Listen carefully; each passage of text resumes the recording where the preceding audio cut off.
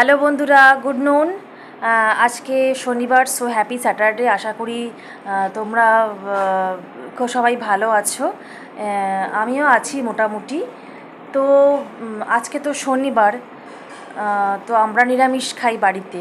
সোম থেকে শুক্র আমিষ খাই আর শনিবার দিন নিরামিষ খাই। তো আজকে নিরামিষ রান্নার রেসিপি তোমাদের সঙ্গে শেয়ার করব। তো চলো ভিডিওটি শুরু করা যাক। বন্ধুরা, তোমরা যদি আমার চ্যানেলে নতুন হয়ে থাকো, আমার ভিডিও ভালো লাগলে অবশ্যই কিন্তু লাইক কমেন্ট শেয়ার করতে ভুলবে না, এবং অবশ্যই কিন্তু সাবস্ক্রাইব করে আমার চ্যানেলটির পাশে থাকবে। তো চলো কিচেনে গিয়ে দেখি মা কী রান্না করছে। তো দেখো ফ্রেন্ডস, এখানে কিছুটা পরিমাণ সোয়াবিন আগে সিদ্ধ করে নিতে হবে। তো জলে আগে গ্যাসে বসিয়ে সিদ্ধ করে নিতে হবে। দেখো, সোয়াবিনের জন্য পর্যাপ্ত এখানে আলু এবং কাঁকড় নিয়ে নেওয়া হয়েছে। এখানে দুটো আলুকে ডুমো ডুমো বা গোল গোল করে কেটে নিতে হবে, এবং কাঁকড়গুলোকেও ডুমো ডুমো করে কেটে নিতে হবে। সোয়াবিনের মধ্যে আমরা আরেকটা সবজি অ্যাড করব, সেটা হচ্ছে পটল। এখানে তিনটে কি চারটে পটলকে এরকম গোল গোল করে কেটে নিতে হবে।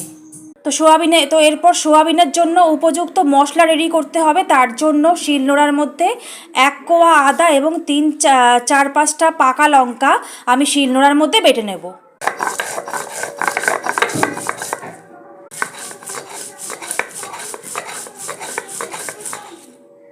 এরপরে দেখো, কড়াইতে একটু সামান্য মাস্টার অয়েল বা সর্ষের তেল নিয়ে নিতে হবে, এবং ওই সিদ্ধ সোয়াবিনগুলোকে নুন এবং হলুদ দিয়ে মেখে নিতে হবে।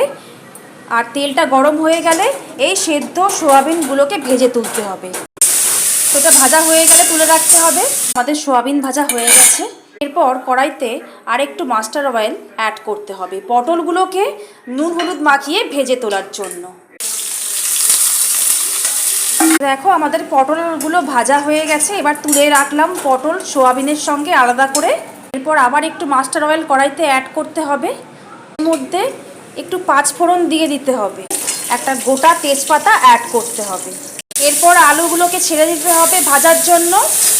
আবার আলুর মধ্যে একটু নুন এবং হলুদ অ্যাড করতে হবে।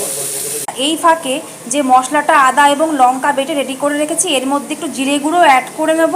এরপর এই মশলাটাকে আলুগুলোর মধ্যে দিয়ে দিতে হবে। এরপর দেখো বন্ধুরা, মশলা কষানো হয়ে গেলে ভেজে রাখা এই পটল এবং সোয়াবিনগুলোকে আলুর সঙ্গে অ্যাড করতে হবে। কিছুক্ষণ নাড়াচাড়া করতে হবে। পরিমাণ মতো জল অ্যাড করতে হবে ঝোলের জন্য। এরপর আরেকটু নুন অ্যাড করতে হবে। এরপর আঁচ কমিয়ে ঢাকা দিয়ে রাখতে হবে 10-15 মিনিটের জন্য। দেখো, আজকে সোয়াবিন রেসিপি রেডি হয়ে গেছে। তো চলো টাটা বাই বাই।